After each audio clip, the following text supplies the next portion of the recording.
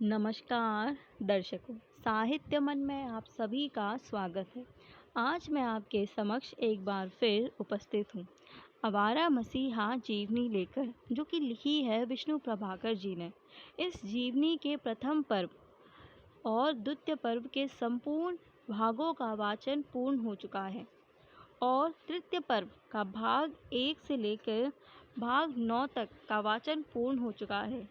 इन सभी भागों का वाचन वीडियो के रूप में आप मेरे चैनल से प्राप्त कर सुन सकते हैं। अब हम शुरू करेंगे तृतीय पर्व का भाग 10। किसी पत्रिका का संपादन करने की चाह किसी न किसी रूप में उनके अंतर में बराबर बनी रही। बचपन में भी यह खेल वह खेल चुके थे, परंतु इस क्षेत्र में यमुना से अधिक सफलता उन्हें कभी नहीं मिली। अपने मित्र निर्मल चंद्र के साथ उन्होंने रूप और रंग का संपादन भी कुछ दिन किया। भारत लक्ष्मी का संपादन करने के लिए भी वह सहमत हो गए थे।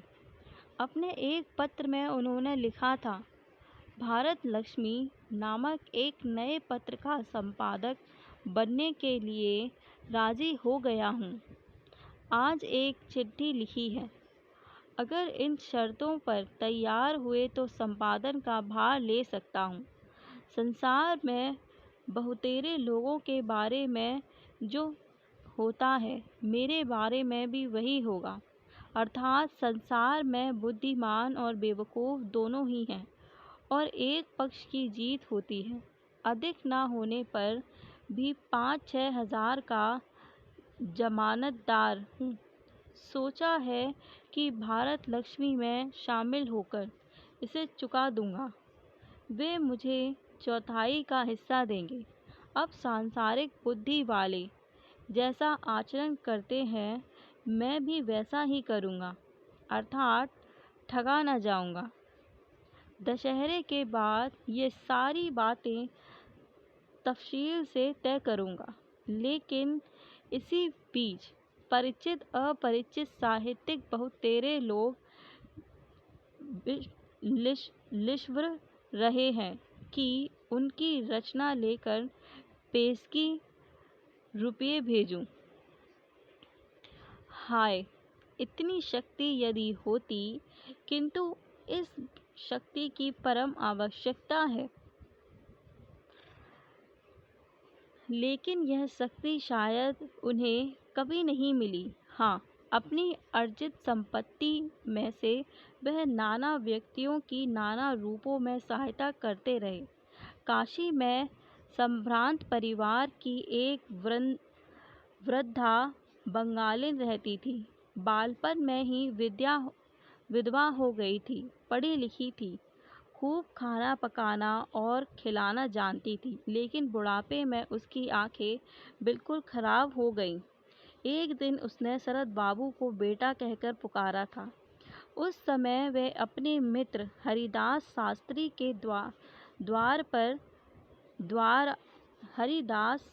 के द्वारा वह बराबर उसकी सहायता करते रहे, लेकिन अपना नाम कभी प्रकट नहीं होने दिया। वृद्धा यही समझती रही कि यह पैसा हरिदास का ही है। कभी गुप्त रूप से सहायता करने का जैसे उनका स्वभाव था। कुछ दूर पर एक विधवा मुड़ी वाली रहती थी। उसके कोई संतान भी नहीं थी।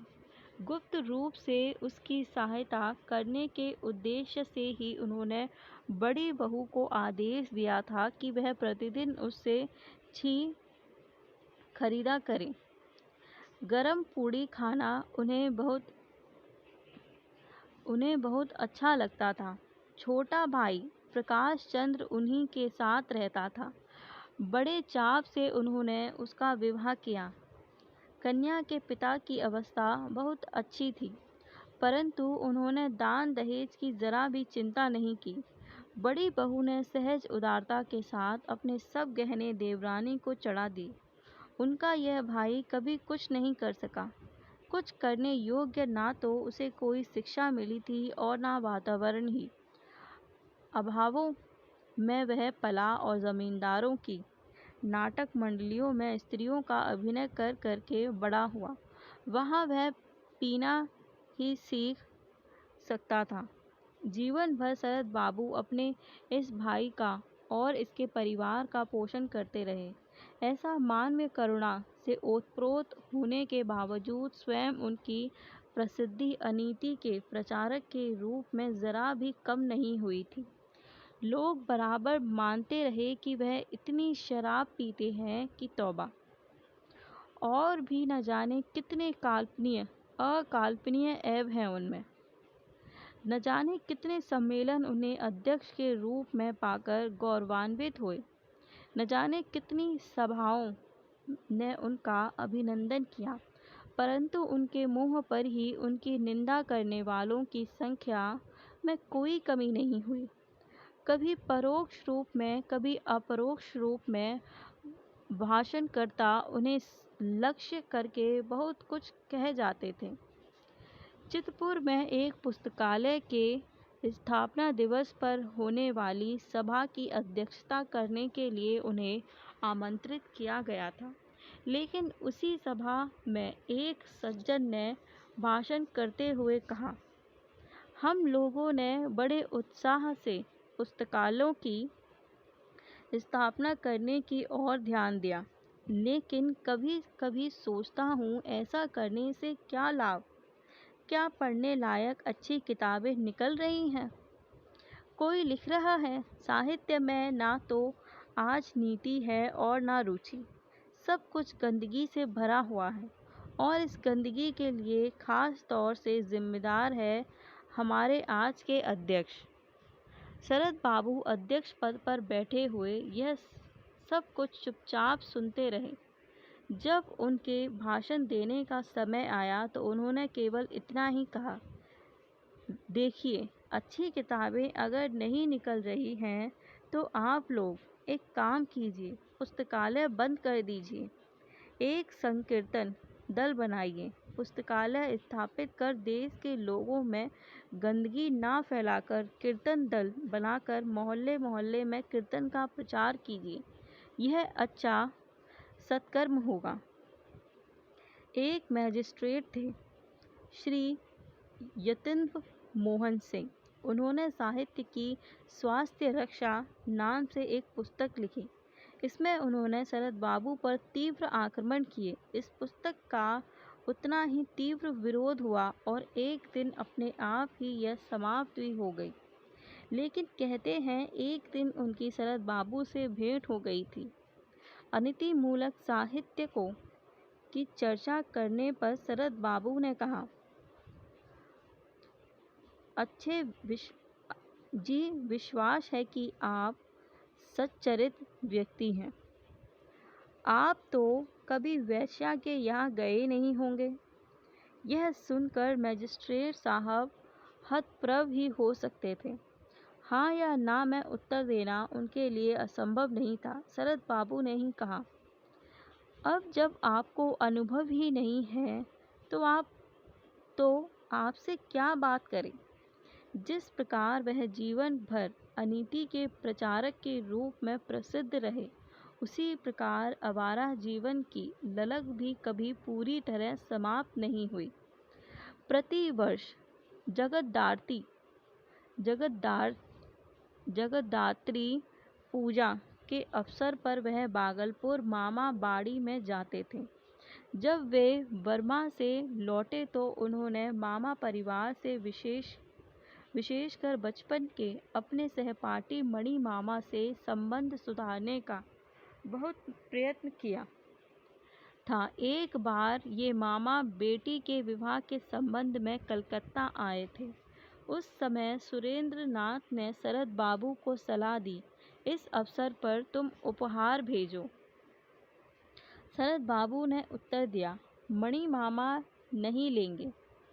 सुरेंद्र नाथ ने कहा, तुम भांजा, बाकी हम देख लेंगे। तुम भेजो, बाकी हम देख लेंगे। शरद बाबू ने ऐसा ही किया और जैसा कि हो सकता था उसे देखकर मणि मामा तुरंत बोले, नहीं, यह नहीं लिया जाएगा, इसे लौटा दो। मामी ने कहा, उपहार नहीं लौटाया जा सकता, लेकिन लेना ही होगा। नहीं नहीं, मणि मामा और भी क्रुद्ध हो उठे कि तभी सुरेंद्र ने आकर उनसे कहा, दादा शरद आए हैं। कहाँ हैं? सामने आकर शरद बाबू ने मणि मामा के पैर पकड़ लिए। कहा, मुझे क्षमा कर दो। क्षण भर में मामा का राग अभिमान दूर हो गया। काट अवरुद्ध और आंखें भरी भरी इतना ही कह सके, शादी में आना, समझे? शरद बाबू के लिए मामा बाड़ी के द्वार खुल गए। मणि मामा की मृत्यु के बाद तो उन्होंने जैसे वहां जाने का नियम बना लिया था। उस समय वह यथाशक्ति अपना पुराना जीवन जीने की चेष्टा करते थे। चाय, तमाकू और हंसी मजाक चलता था। खाने के लिए दिन में 4 बज जाते और रात में 1। आते ही घर के सब नियम उलट पुलट कर देते थे। यह उनकी प्रवृत्ति थी। बच्चे उन्हें बहुत प्यार करते थे। वह आते और सीधे गंगा तट पर पहुंच जाते और ढेरों खिलौने लाकर बच्चों के सामने बिखेर देते। फिर आता मिठाई वाला, अरे इतने से क्या होगा, और लाओ, और चाय लाओ, और तमाकू लाओ। बस यही पुकार वह लगाते रहे। पूजा के समय नाटक भी होते थे। इस बार उन्होंने चंद्रगुप्त नाटक को मंचस्थ करने का निर्णय किया और तुरंत गिरीन्द्र नाथ को बुलाकर कहा, इस बार चंद्रगुप्त नाटक का एक दृश्य करने की इच्छा है। तुम चाणक्य का अभिनय करो। प्रफुल्ल कात्यायन बनेगा। सच्ची भिक्षु और देवी पॉम्प्टर। ऐसा ही होगा। अब शरद बाबू भिक्षुक का गाना नहीं सुन सके तो रोते रोते अपने कमरे में चले गए और वहीं अंधेरे में बैठकर अभिनय देखते रहे। कीर्तन भी उसी तरह होता और वह लेटे लेटे सुनते रहते। बीच में सहसा बोल उठते, रास बिहारी, ओ कुब्जार, बंद घुटी गाओ। यह उनका बड़ा प्रिय गाना था, लेकिन इसे वह कभी पूरा नहीं सुन पाते थे। बीच में ही रो पड़ते और भाग जाते। बोली, ओ कुब्जार बंधु, तमाय राधा नाथ आर बोलबो नारे नानहे, हो कुलनार बंधु। राम बिहारी दास तुलसी की माला भी तैयार करते थे। एक दिन शरद बाबू ने कहा, मुझे भी एक दो। सुरेंद्र बाबू ने कहा, तुम पहनोगे? हाँ, बड़ी इच्छा है। रास बिहारी ने उसी दिन परिश्रम से माला तैयार की। शरद बाबू ने उसे पहना और बहुत प्रसन्न हुए, लेकिन उस दिन जैसे पुराने यायावर जीवन की याद आ गई हो। उन्होंने कहा, इस बार भागलपुर से स्टीमर के मार्ग से कलकत्ता जाएंगे। घूमना हो जाएगा। बस सुरेंद्र नाथ और गिरीन्द्र नाथ को साथ लेकर चल पड़े। साथ में नौकर चाकर और बहुत सा सामान, इतना कि 2-3 घोड़ा गाड़ियों में भी नहीं आया। स्टीमर घाट पर पहुंचे। बहुत देर तक कोई जहाज नहीं दिखाई दिया। निश्चय किया कि पहले जिस और का जहाज आएगा उसी में बैठकर चल दूंगा। पश्चिम की ओर से आएगा तो पूरब की ओर चलेंगे और पूरब की ओर से आएगा तो पश्चिम की ओर। मामा ने पूछा, पश्चिम की ओर कहाँ चलेंगे? उत्तर दिया, कहीं भी।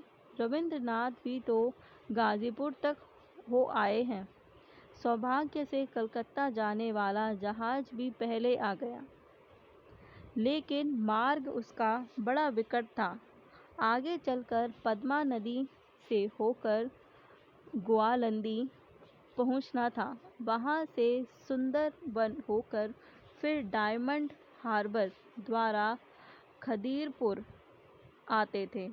शरद बाबू अपने सभी साथियों के साथ प्रथम श्रेणी के टिकट लेकर कैबिन में पहुंच गए।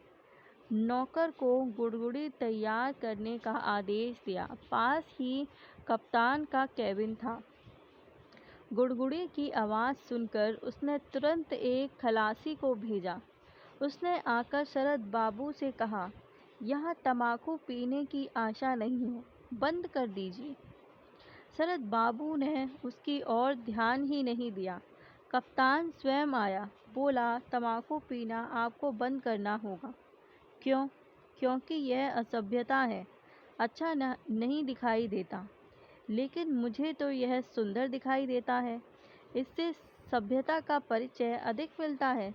इसका कर्ण कटु शब्द सुनकर यात्री नाराज होते हैं। शायद स्टीमर की सीटी सुनकर उनको अच्छा लगता है। केवल अनिवार्य समझकर ही क्या वह उसे सहन नहीं करते? लेकिन गुड़गुड़ी पीना क्या अनिवार्य है? शायद आप धूम्रपान नहीं करते। सिगार या सिगरेट पर मुझे कोई आपत्ति नहीं है। आपको ना हो, लेकिन किसी और को हो सकती है। किसी यूरोपियन को कोई आपत्ति नहीं है, लेकिन यह यूरोप नहीं है। इस वाक्य युद्ध का कोई अंत नहीं था। कप्तान को अंत में यह कहकर चले जाना पड़ा, किसी यूरोपियन को आपत्ति होगी तो आपको आनंद करना होगा, तो आपको बंद करना होगा। यह आपसे मेरा अनुरोध है। शरद बाबू ने उत्तर दिया। उसी तरह गुड़गुड़ी पीते रहे। जहाज चलते चलते पहुंच गया काहाल गांव। कभी इस गांव में कलह होता होगा, अब तो नाम शेष रह गया है। कुछ क्षण जहाज यहाँ रुकता था। शरद बाबू उतरे और चल दिए एक और। जहाज के छूटने का समय आ गया, लेकिन उनका कहीं पता नहीं था। दोनों मामा खोजने के लिए इधर उधर भागे। पाया कि घाट के पास ही जो एक छोटी सी दुकान है, उसके सामने मैदान में शरद बाबू बैठे हुए हैं। चारों ओर 15-20 कुत्ते दही चूड़ा खाने में मस्त हैं। एक 12-13 वर्ष का बच्चा दोनों हाथों में सामान लिए खड़ा है। सुरेंद्र नाथ ने कहा, यह क्या है? जहाज छूटने वाला है, मुझे मालूम है, लेकिन अभी सीटी नहीं हुई। यह कहकर वह उठे। दुकानदार का हिसाब चुकता किया। वह बाकी पैसे देने लगा तो हिंदी में बोले, रने नहीं होंगे, यह तुम्हारा नफ़ा है। बेचारा दुकानदार उनका मुंह देखता रह गया। जहाज पर लौटकर शरद बाबू ने बताया, जैसे ही मैं नीचे उतरा, कुत्तों के एक दल ने मुझे घेर लिया। देखने पर लगा न जाने कितने दिनों से उन्होंने खाया नहीं है। मेरी इच्छा हुई कुछ इन्हें खिलाना चाहिए।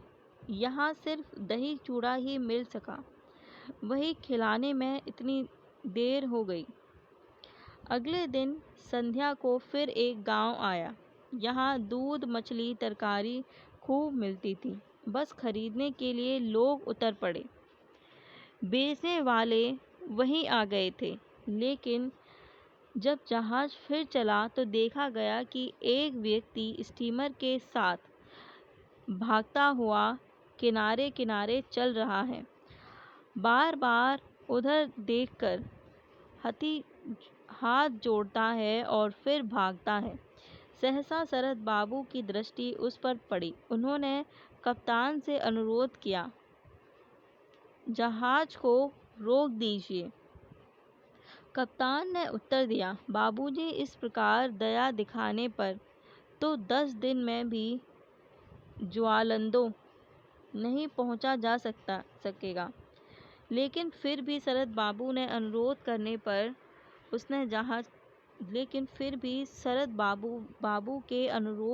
पर उसने जहाज किनारे लगा ही दिया। वह व्यक्ति रोता रोता जहाज पर बढ़ा और बेहोश होकर गिर पड़ा। बेटी के मरणासन होने का समाचार पाकर वह उसे देखने के लिए जा रहा था। यात्रा लंबी थी और इस प्रकार के अनुभवों की कोई कमी नहीं थी। दूसरे दिन सवेरा होते ही दूर से कोलाहल का शब्द पास आने लगा। 10 बजे के लगभग जहाज एक गांव के किनारे जा लगा। नाम था प्रेमतल्ली। वैष्णवों का बहुत बड़ा मेला यहाँ लगता था।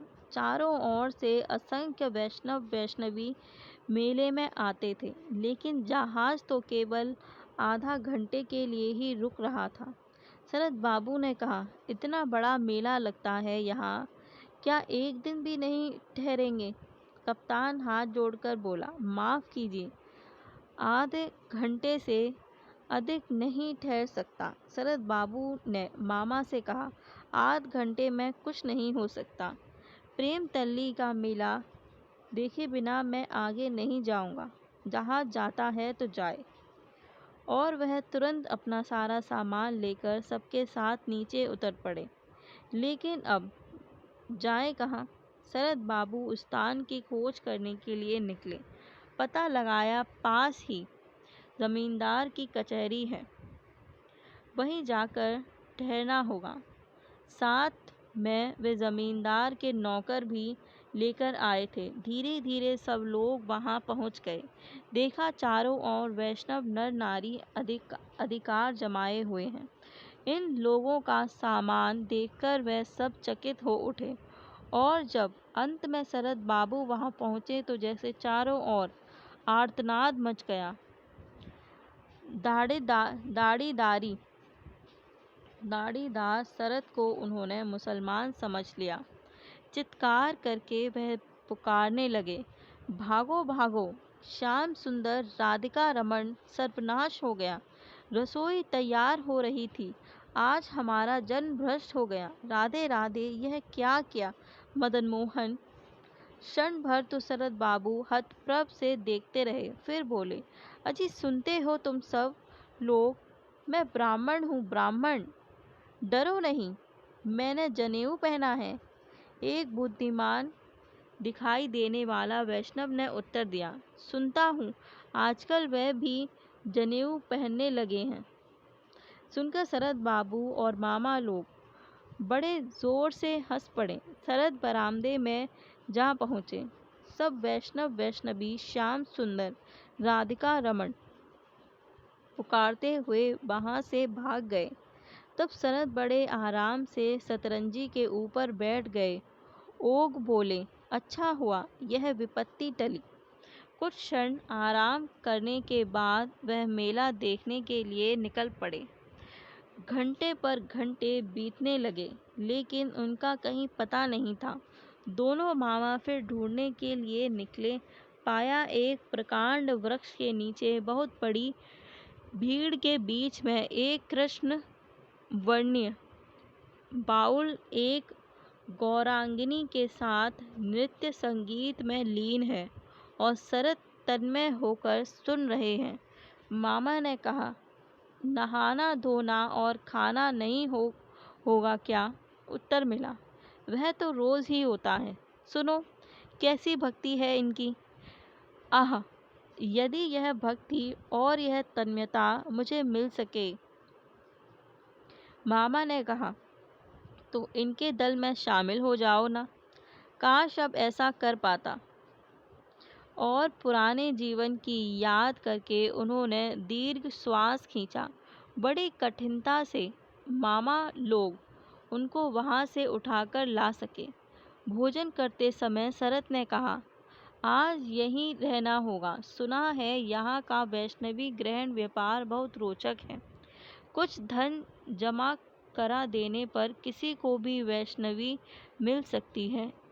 एक चादर के पीछे गायत्रियों का दल इस प्रकार बड़ा कर दिया जाता है कि उनकी और की अंगुली ही दिखाई दे। जिस वैष्णवी की अंगुली जो पकड़ लेता है, वह दोनों 1 वर्ष तक एक साथ रह सकते हैं। क्या जितनी रोचक थी उतनी ही अविश्वसनीय भी। इसीलिए अंत में बहुत खोज करने पर पता लगा कि अब वह प्रथा समाप्त हो गई है। लेकिन साथ ही यह भी पता लगा कि रात में यहाँ बहुत बड़े बड़े मच्छर होते हैं। अरे बाप रे! मच्छर, मलेरिया! तब तो यहाँ रहना नहीं हो सकता। अब क्या किया जाए? इस समय कोई जहाज भी तो नहीं जाता। क्यों ना नाव से यात्रा की जाए, खूब मजा आएगा। मामा ने पूछा, लेकिन जाना कहाँ होगा? कहाँ भी पहुँच जाएं, कहीं भी पहुँच जाएं। राजशाही तो पहुँच ही सकते हैं। बस एक नौका तैयार की गई, लेकिन भाग्य अच्छा था कि रास्ते में ही ग्वालंदो जाने वाला जहाज मिल गया। सब लोग बस सब लोग उसमें सवार हो गए। दिन भर बहुत भाग दौड़ हुई थी, खूब नींद आई। अगले दिन जहाज एक घाट पर जाकर ठहरा। वहाँ के जमींदार से शरद बाबू का परिचय था। बोले, चलो वहीं चलकर चाय पियेंगे। चलो वहीं चलकर चाय पियेंगे। बहुत खोज करने पर कहीं मकान मिल सका, लेकिन दुर्भाग्य से जमींदार साहब सो रहे थे। नौकर किसी भी तरह उन्हें जगाने के लिए तैयार नहीं हुआ। उसी समय जहाज की सीटी सुनाई दी और वह दौड़े। उनके चढ़ते ही जहाज छूट गया, लेकिन चाय तो मिलनी ही चाहिए। नौकर को आवाज़ दी, बैकुंठ चाय तैयार करो।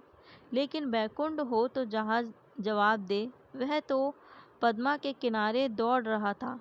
बड़ी कठिनता से एक नाव द्वारा उसे जहाज पर लाया गया। उसने कहा, ताज़ा दूध लेने के लिए मैं गांव में चला गया था। अब शरद बाबू कैसे उस पर क्रुद्ध होते, लेकिन कप्तान के क्रोध का पार नहीं था। शरद बाबू बोले, अजी छोड़ो भी, जाओ चाय तैयार करो। अजी उसे सीटी सुनने की फुर्सत कहाँ थी, थोड़ा रसिक है बेचारा। और इसी प्रकार अनुभव प्राप्त करते हुए आखिर एक दिन वह ग्वालंदो पहुँच ही गए। शरद बाबू ने घोषणा की, बस जहाज की यात्रा यहीं तक। अब यहाँ से रेल द्वारा सीधे कलकत्ते जाऊँगा।